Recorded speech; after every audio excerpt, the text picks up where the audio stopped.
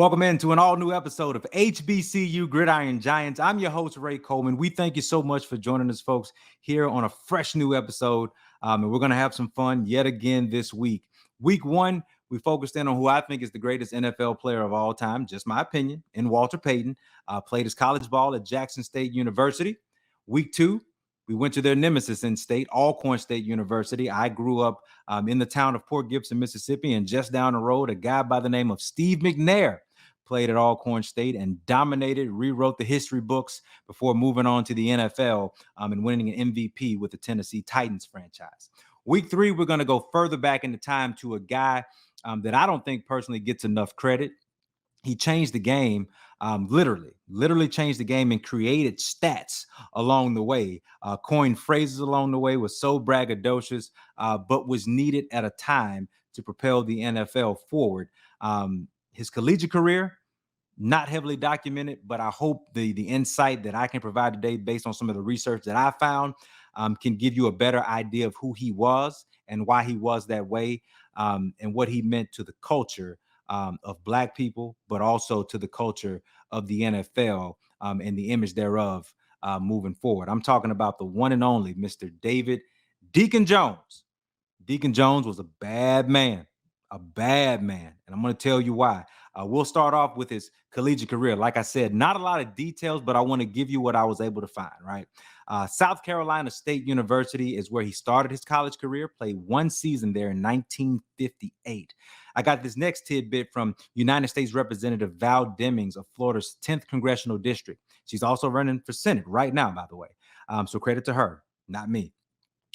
She tweeted a while back that Deacon Jones' scholarship was revoked when the school learned he had participated in a civil rights march in his town of Orangeburg, South Carolina. Peaceful demonstration. He was arrested. So that was noted. And because of that, his scholarship was revoked. So he had to find somewhere to go. Came to my state, came to Mississippi Vocational College, what Mississippi Valley State was called at the time. Again, not a lot of documentation there. Couldn't find any stats really. The only thing that I could really find was a story of, just obscure places that they would go to play, places that they would have to sleep because, he's growing up as a young man in Mississippi at that time. And, it is what it is in Mississippi in the early 60s. Segregation is still happening in a major way at that time, right? The story goes, according to a Bleacher Report story, that local law enforcement in Mississippi found Deacon Jones, escorted him to the state lines, and told him never to return. That's the reality of it, right? So you hear that and you say, well, what did the NFL have to go off of? What kind of film, what kind of scouting were they able to do on a guy who was, bouncing around the country just trying to find a way to play, right? The answer is they couldn't find much. As you know it today, the NFL is 7 rounds when it comes to their draft. Well, when Deacon Jones was around, there were way more than that because Deacon Jones was taken in the 14th round. 14th round of the NFL draft. But the Los Angeles Rams at the time drafted him, and man, did they make good on that pickup. All he did was rewrite history books, coin phrases along the way that the NFL still uses today. Being a 14th round pick, he was inducted into the Pro Football Hall of Fame in 1980. He was an 8-time Pro Bowler, 6-time All-Pro, and a list that I think is so important. Just a few years back, the NFL established their 100 all-time anniversary team, the top 100 players to ever play in the league. He was named to that list as well. He's a trendsetter, man. He really is. Sacks were not an official stat until 1980. So the numbers I'm going to give you, the NFL typically and technically don't recognize, but they should. Because we have all of this technology today that we can go back and document things the right way. So prior to 1980, the NFL did not recognize sacks. They were just tackles, right? Deacon Jones actually coined the term sack. This is what I mean by his impact is felt even without him, making plays. The man literally coined the term sack. That was his way of describing how he would take down a quarterback. So we had the term when he was playing in the 60s and 70s. They just didn't call it an official stat. Historians have since gone back, looked at game footage, not just of Deacon Jones, but of other guys who played during that era, and were able to accurately log stats. Here's why that's important. The NFL only recognizes sacks, like I said, from 1980 moving forward. So even guys like LT don't have, Lawrence Taylor of the Giants don't even have all of their sacks accounted for. If we do this the right way, Deacon Jones compiled 173 and a half sacks during his 14-year career. Folks, that's only third all time behind the legend Bruce Smith and Reggie White. Third all time. Now, I don't know about you, but if a guy can compile that many sacks, we ought to owe it to him, especially if he created the dang term. If he created the term, we owe it to him to make sure that he's included in the history of the game. You can't tell the history of the game without the sack. And to folks that say, well, it is what it is, then why are we able to capture the stats of Johnny Unitas? Passing yards and passing touchdowns. He played in that era. Why are we able to capture the stats of Jim Brown and Gale Sayers? They played in that era. Why are we able to capture, Cliff Branch, who just recently was inducted into the Pro Football Hall of Fame, and Steve Largent, and any receiver? I'm just throwing out names. We have the ability to capture all of those stats, but we can't capture the sack when we have the technology to go back and look at it. Also, another note for you.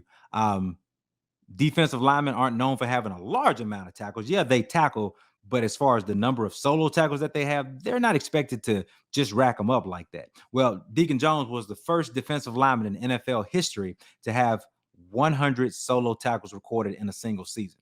I'm telling y'all, Mr. Jones was special. In 5 of his 6 seasons, in a 6-year span, 5 of those 6 seasons, he led the league in sacks. I'm going to say it that way because at the end of the day, that's what it was. When you talk about single season records, we know the single season record to be 22 and a half sacks with TJ Watt, future Hall of Famer, and Michael Strahan, already a Hall of Famer, fantastic entrepreneur. We're going to talk about him on this show as well. They are tied for first all time in a single season with 22 and a half sacks. Respect to both of those men. Deacon Jones did that twice in his career. Twice. Again, it's unofficial, but on this show, it's official. So y'all just going to have to deal with it. You know what else he did, though? He had 26 sacks in a single season. They've been able to go back and note that. The NFL has to do their part in bringing this up to speed. Even if you want to go back and qualify it, legitimize it, however you want to look at it, we owe it to that era. Those men, not just Deacon Jones, but guys that played in that same era, to accurately log this stat. It is so important. I know we say sometimes the numbers don't matter, but in this case, it really does. We judge pass rushers, defensive linemen, by the dominance that they have of getting after the quarterback. Reggie White, Bruce Smith, current guys, Von Miller. We judge them by how good they are at applying pressure. Well, that's what Deacon Jones did. That's who he was, right? He dominated the game by constantly applying pressure. He was also a very braggadocious man. Let me give you a couple of his one-liners to help you understand who this guy was. Not only did he walk the walk, but he talked it before he did it as well. This is a direct quote from Deacon Jones. "I'm the best defensive end around. I'd hate to have to play against me." So he understood the idea of marketing and promoting himself to get people to look around and say, who is this guy that's talking all of this noise, right? Not a dirty player by any standard.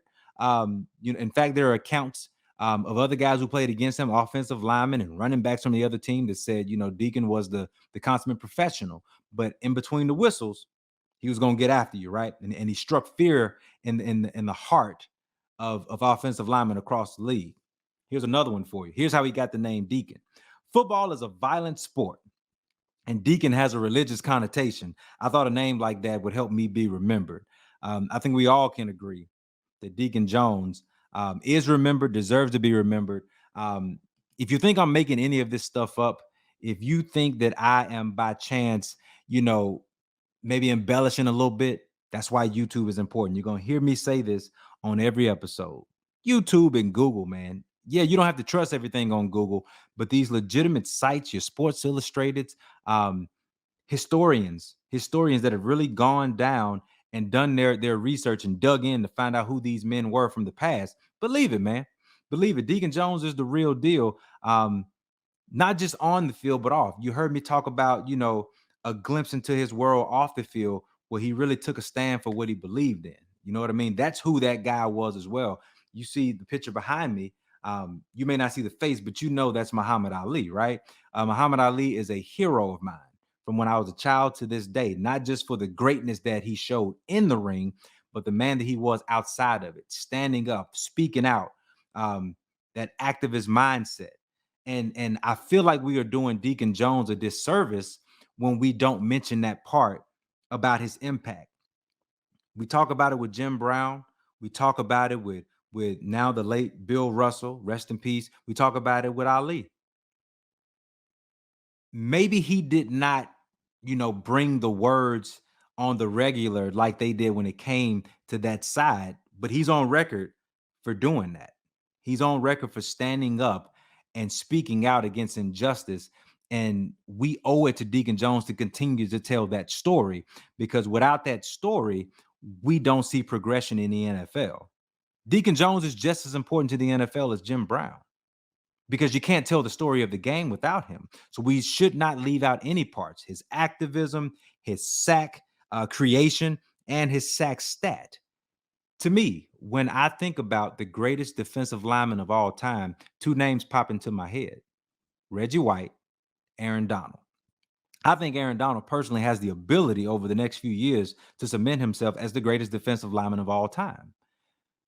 But again, we must add Deacon Jones to that conversation, because if we don't, then we're not being real about the impact. There is no Reggie White, Bruce Smith, Von Miller, DeMarcus Ware, Aaron Donald, you name it, without Deacon Jones, because he made sacks fashionable.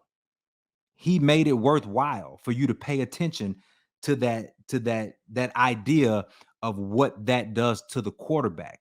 So we got to be able to tell that story the right way. My hope is that the NFL embraces the technology that we have around us and legitimizes these numbers so that his numbers can live on forever.